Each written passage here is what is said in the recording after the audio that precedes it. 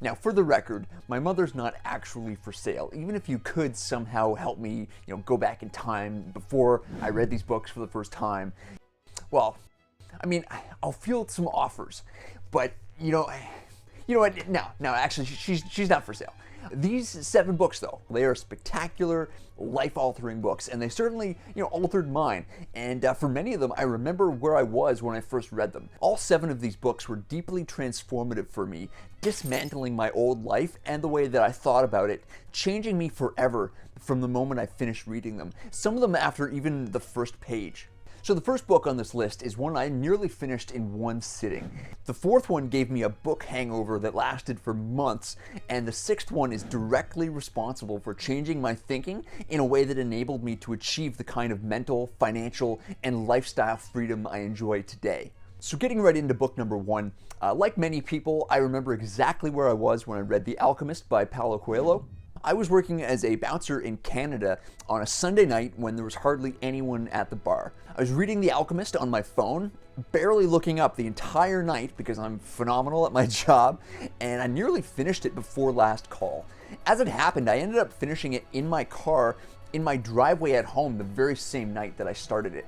The book is a future classic about a shepherd boy, Santiago, who leaves behind his home and everything he knows in order to go live his personal legend and search for a treasure that he believes is buried far away. On his way from Andalusia to Egypt, he meets a king, an alchemist, all manner of people, good, bad, and different, who draw him closer to or further away from his treasure and make him question how badly he wants to realize his personal legend at all. Everyone who's ever suffered and sacrificed for a big goal is going to recognize themselves in Santiago.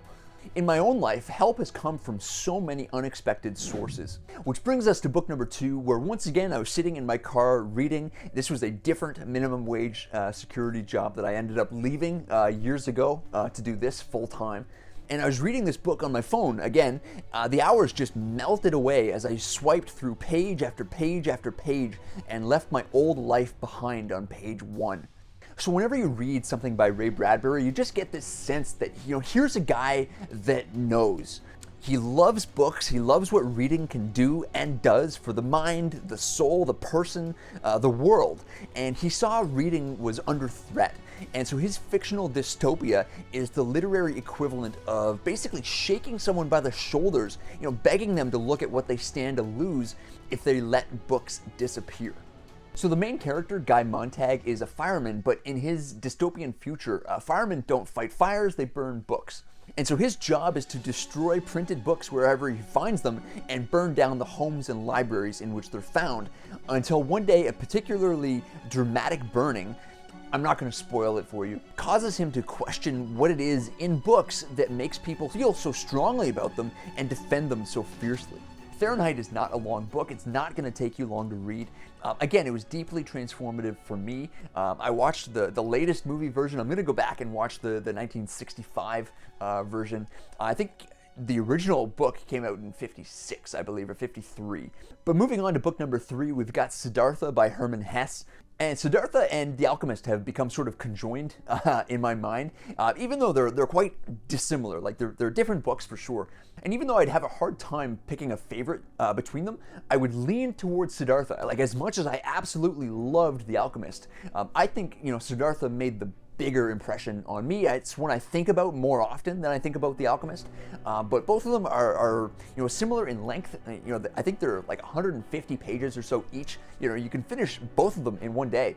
Probably if you were to really go at it. By the time I started reading Siddhartha, basically any sense that the traditional path that society offers most people was for me pretty much had disappeared at this point. I knew that I was not going to live my life the same way that most other people were living theirs. And it wasn't like anything that I hated about them or like didn't respect about them. It's just their life wasn't for me. I wanted more for myself. I wanted, I wanted my life to look different, and I wanted to feel a lot more on a day-to-day level, moment to moment, as I was living, as opposed to this sort of cold deadness that I felt in the existence of other people. That's not to say that most people are like that, because I don't know most people. Like, I haven't met most people. But, a lot of the people that I was, coming into contact with, at these, different jobs just out, in the world, they didn't really seem like they were enjoying being alive at all. Or, they didn't seem like they were having any sort of success or feeling any sort of fulfillment on this traditional, default societal path that they were on, that that society offered them and they just took. And Siddhartha is just one of those books that just makes you question that path and really ask yourself if that is for you. And for the main character, it wasn't. It's the story of a well-off Indian Brahmin who goes off in search of spiritual meaning and personal fulfillment. And the twists and turns of the story, the mix of good actors and bad actors, good fortune and ill, and the idea that the path has to be made by walking, all really appealed to me and made the story more real. This was the 175th book that I'd read ever since I started counting back in 2014, and at this point I still didn't know exactly where I was going or that my life would look the way it does today. But ever since I read it, I've always followed my own path, and this book made me realize that the proper direction was always going to be forward along the path that I made myself. The next book is Infinite Jest. It is one that gave me a book hangover for months, but which is to say that, I thought about this book for months and months after I finished reading it, sort of like a hangover. It also took me months to read this thing, and I remember lugging around this 1,000-page book with me at this other job. It was a minimum wage security job still, overnight, where I had, 8-10 hours every single night pretty much. Unless it was a busy night when I could only read for like 6 hours. And basically I read the entire time, like the 1,200 books that I've read to date, since 2014, like hundreds of them, like hundreds and hundreds were at those various jobs, right? So I'm appreciative of that time in my life in that sense. But anyway, so Infinite Jest is set in a halfway house for addicts and a top-level tennis academy. And the book is about a videotape that's supposedly so entertaining that once you watch it, you lose all interest in doing anything else, almost like an advanced psychological weapon that several different groups in the book are trying to find and use for their own purposes. So Infinite Jest is simultaneously the saddest and funniest book that I've ever read in my entire life, and David Foster Wallace is a legitimate genius, or was. The book uses something like 20,000 unique English words, sending me to the dictionary every 2 pages or so, and includes hundreds of pages of endnotes, some of which even have their own footnotes. And you really should read the endnotes and the footnotes because one, some of the funniest jokes are packed in there, like hilarious. Some of the funniest parts of the entire book are buried in an endnote on page 1200. And like, I'm not even exaggerating whatsoever.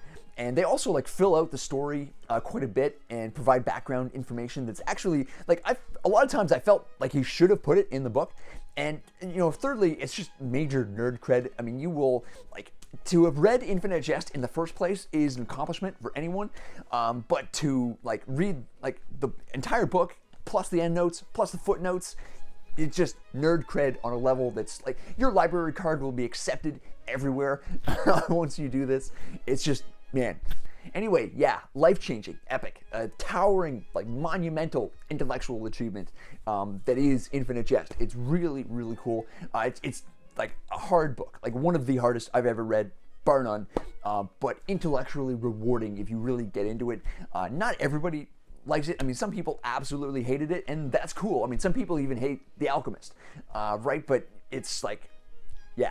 But to read Infinite Jest again for the first time, I mean, maybe I wouldn't sell my mother, but like, maybe like a nephew or something. All right, so book number 5 is Cloud Atlas by David Mitchell. It is proof positive that postmodern fiction is so much better than postmodern philosophy. Like, it's not even a fair fight. I will say though, right up front, that the movie version of this book is so incredibly confusing. I read the book before I saw the movie, and I barely was able to follow along. Like, I don't understand how anyone who hasn't read the book would be even able to follow what's going on in the plot of this movie. But, maybe it's better if you, maybe it's easier to follow along with the movie if you haven't read the book. I don't know.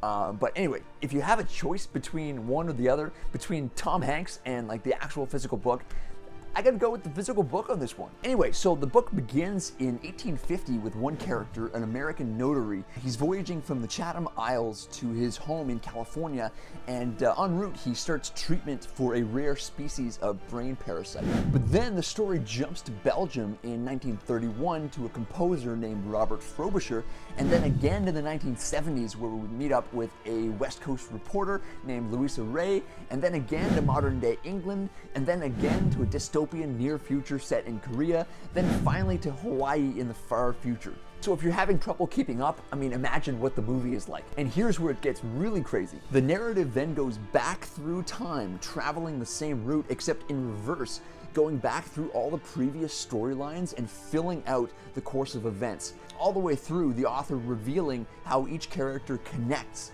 and how their fates intertwine and how their souls drift across time like clouds across the sky.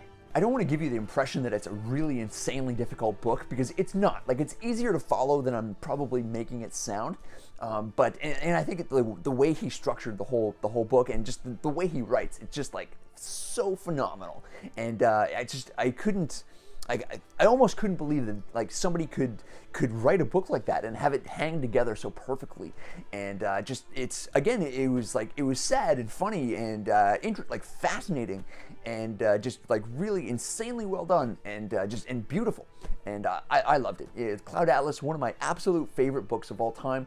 It's one I've only read it once, but it's one of those books I would absolutely read again. I'd even see the movie again, but I'm not as excited about that. But okay, so book number 6, we're back in my car, back working at for another overnight security thing, and I'm reading this book called The Millionaire Fastlane. Now, this was at the beginning of 2020, and at this point, I'm completely unaware that I'm about to start reading a book that in 3 years will allow me to start a business doing what I love, even though the author warns against that, gain hundreds of thousands of followers across my social media channels, deliver products, services, and creations I'm proud of, buy my first Porsche, and open up my entire future.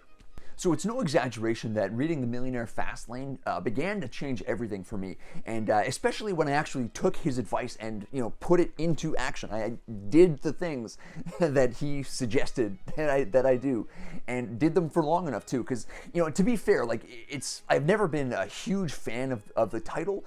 But he says himself in the book, fast lane is really only compared to what he calls the slow lane, which is like investing for 5 decades to maybe hopefully have $1 million when you're 70 and too old and sick to spend it, right? So he says fast lane, realistically, he's talking about building a business, preferably an internet business, but it doesn't have to be, 5 or 10 years. So it's easy to think that a book like that would just give you a bunch of easy answers and false promises about internet riches in 6 months, and that's not what the book is about at all. It's nothing like that, and it's just full of just sound business advice that really changed my business life, and just allowed me to do this full time. And I think about it often.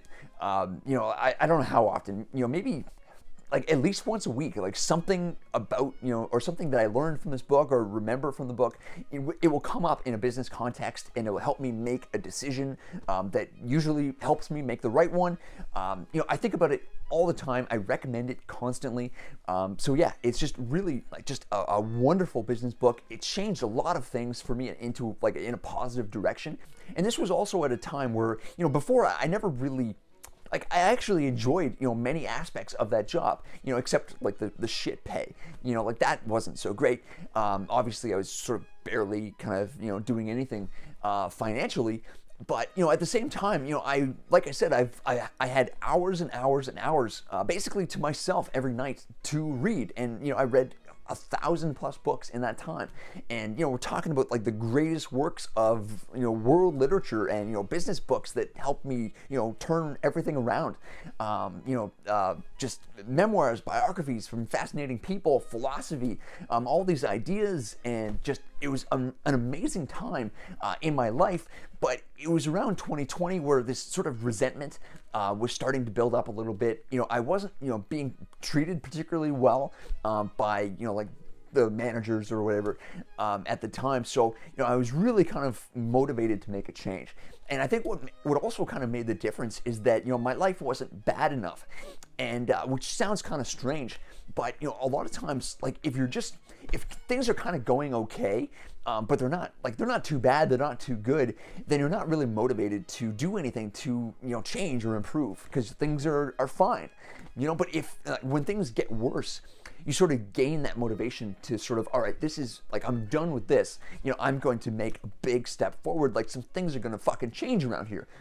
And that's sort of how I felt around this time, around 2020, where, this book came in, and, like, here I am, like, again, sitting in my car, being paid nothing, but having this time to read, and it was like this book that was giving me all of these fantastic just business ideas, and just teaching these fundamental business concepts that have just made me so much more money in the last few years. I recommend it so much. And the reason why I wanted to read it again for the first time is because I felt my life changing in that moment that I was reading it. And it was a before and after book for me, where, my life was this way before, and now after I finished that book, it was completely different in a positive way. So if you want to make a similar change, I definitely recommend The Millionaire Fast Lane. And my story has a happy ending, because now I can read books in my Porsche whenever I want, and nobody tells me where to park it or how long to sit there for. And before I get into book number 7, I've got a bonus book recommendation for you. And the author sent it to me about a month ago, and I was really impressed with it. This guy, Derek Pledger, is basically the real deal. I'll put, book-related details down in the description. But if you want to reframe your relationship with failure and with goal setting, and this book will help you achieve your desired outcomes, which is how he puts it. Like I say all the time, ideally you want to learn from people who have actually done the types of things that you want to do. And so, like I said, this guy, Derek Pledger, is the real deal. Like, he has real, genuine accomplishments in several, major domains of life and his career. So he's got a U.S. Army career, of course. He's overcome physical challenges, like he's achieved things physically. He's won, battles over his own mind. He's done that. He's been incredibly successful in business. He wrote a great book. So these are the kinds of people that you want to feed your mind with. You want to surround yourself with these types of people as much as you can. And so I was really impressed with this one. And actually, you know what? Let's roll that epic book trailer, would you?